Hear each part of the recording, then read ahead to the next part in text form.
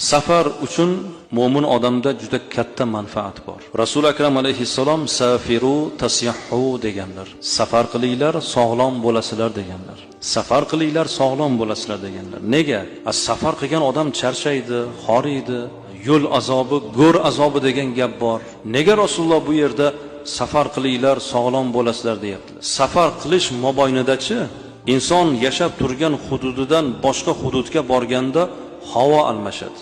Shunday bir kasalliklar borki, havo almashtirish kerak. Havo almashtirish jarayonida hattoki tish og'rig'i qoladi. Insonning ruhi yengil bo'ladi.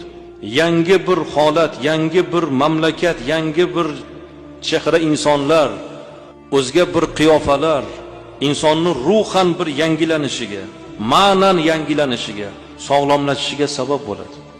Safardan ko'zda tutilgan sog'lom bo'lish mana shu ma'noda aytilgan.